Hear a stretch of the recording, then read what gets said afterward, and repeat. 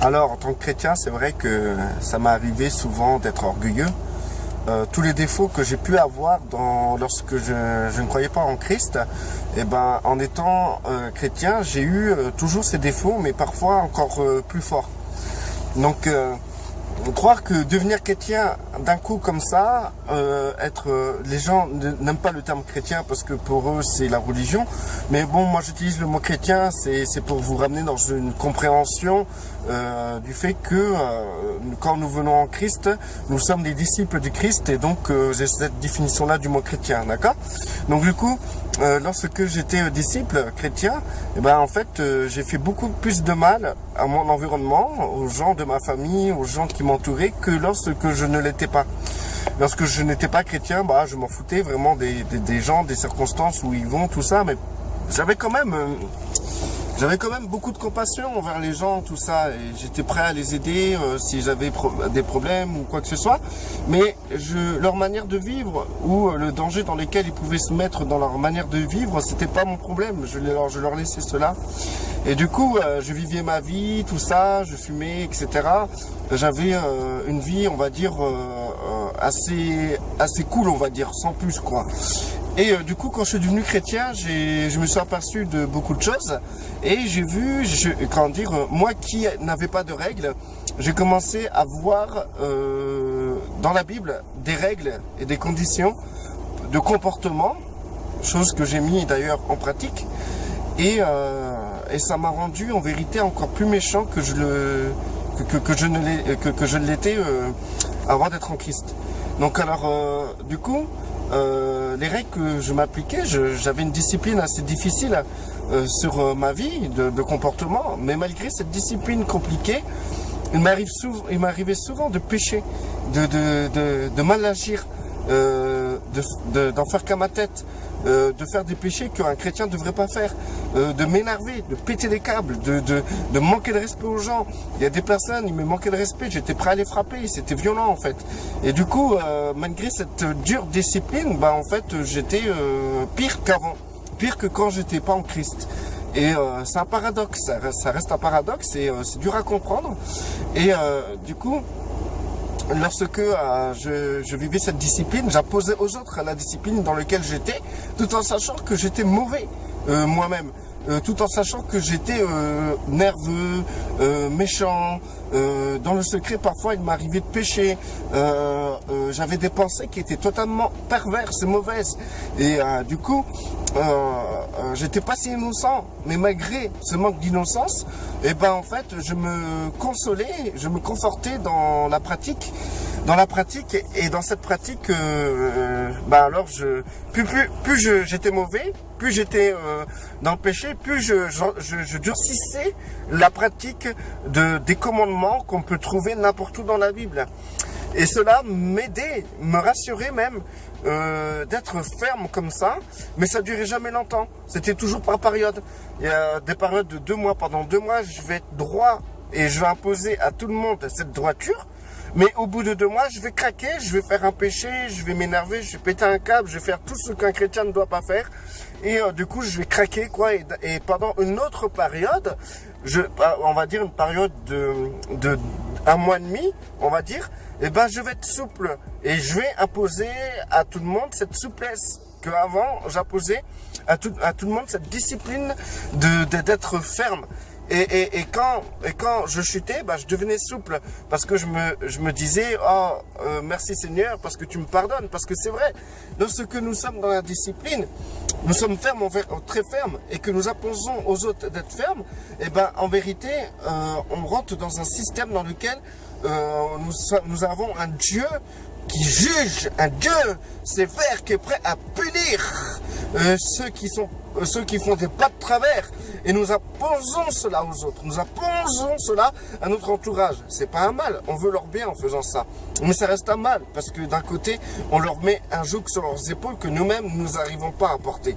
Donc du coup, lorsque nous chutons, c'est la honte quand même, hein, c'est la honte, mais on n'en parle pas trop non plus, parce que à ces gens à qui on a imposé un joug sévère, et que d'un coup, on s'aperçoit, on amène les gens à se dire, on amène les gens dans cette vision dans laquelle nous, on a chuté et tout, finalement, et tout, tu vois, ça le fait pas. Du coup, on va rentrer dans un autre système qu'on va appeler le système de la miséricorde. Parce qu'en fait, quand on est dans un joug sévère et qu'on impose ça aux autres, lorsque nous chutons, ça fait tellement mal que nous crions à Dieu, nous avons besoin de sa grâce, et Dieu, dans sa miséricorde, nous pardonne. Et donc, du coup, nous rentrons dans cette miséricorde que nous imposons à tout le monde. Mais ça dure 1 mois, 2 mois, on va dire. Et au bout de 2 mois, et ben en fait, dans cette option de miséricorde, on va pécher, mais encore plus que lorsqu'on était ferme. Et du coup, on va avoir marre de pécher, marre de chuter. Donc alors, ce qu'on va faire, on va s'imposer ce joug de religiosité dans lequel nous allons chercher des pratiques, nous allons chercher dans la Bible des manières de comportement, etc. dans lequel nous allons être fermes, encore une fois, et ça va être un cercle vicieux. Et donc, du coup, j'avais pas d'équilibre. Cet équilibre en Christ était très compliqué. Et donc, du coup, ce que je devais faire, c'est que je devais me remettre en question, comprendre mon comportement, voir mon hypocrisie et savoir que j'ai fait du mal à beaucoup de gens. Et donc, une fois que j'ai compris cela, je suis rentré dans un système dans lequel j'ai dû demander pardon déjà aux gens à qui j'ai imposé ce genre de discipline. Et aussi, j'ai dû demander pardon à Dieu pour l'hypocrisie dans laquelle j'étais. Et du coup, j'ai eu une totale repentance. Et en fait, j'étais pas tranquille pendant toutes ces périodes-là parce que j'étais loin d'un repos quelconque. J'étais plutôt dans une discipline, on va dire, charnellement très difficile à tenir. Et du coup, j'ai trouvé un équilibre du fait que j'ai compris ma situation. Parce qu'il faut se poser des questions. Il faut voir si nous sommes corrects ou pas dans notre manière d'agir. Il faut se poser et se dire maintenant ça, tu as fait ça. Et puis quand tu as fait ça, ensuite tu as fait les choses comme ça. Et tu as recommencé à faire ça. Et tu as recommencé à refaire ça. Donc du coup, c'est-à-dire que tu as compris, il faut comprendre que parfois on rentre dans des cercles vicieux et qu'il faut cesser. Et quand on a compris ça, et ben on commence à se taire et à réfléchir sur notre comportement dans notre environnement, dans notre comportement vis-à-vis des autres, comment on est envers les autres et comment on est envers soi-même. Et du coup, la meilleure chose dans laquelle j'ai pu me sentir dans le repos, c'est lorsque j'étais dans la grâce. Lorsque j'ai compris que sans Christ, je pouvais rien et que je pouvais toutes choses en Christ. Donc, sans Christ, on ne peut rien faire, mais on peut faire toutes choses en Christ. Donc, c'est-à-dire que moi-même, je devais déjà comprendre que toute cette autodiscipline, la manière que je consultais la Bible, la manière que je lisais la Bible pour me créer un comportement d'autodiscipline était mauvaise. Donc du coup, je cesse cela maintenant. Maintenant, je dois rester dans cette compréhension que sans Christ, je ne peux rien faire. Et donc je dois chaque jour me rappeler de cela, me rappeler que sans Christ, je ne peux absolument rien faire. Ensuite, je dois me rassurer que en Christ, je peux toutes choses. Donc c'est-à-dire d'abord prendre conscience qu'en Christ, nous ne pouvons rien faire, mais sans Christ, nous ne pouvons rien faire, mais en Christ, nous pouvons toutes choses. C'est-à-dire que sans Christ, nous sommes rien, nous ne pouvons rien faire. Et que quand nous sommes en Christ, toutes choses, nous pouvons le faire. C'est-à-dire que maintenant, je me repose totalement sur Christ. Je compte plus sur moi-même. Maintenant, si je dois réussir dans n'importe quel domaine, ça sera en Christ. Ça sera plus par des moyens, des systèmes, des pensées, par des choses qui restent d'ordre pratique.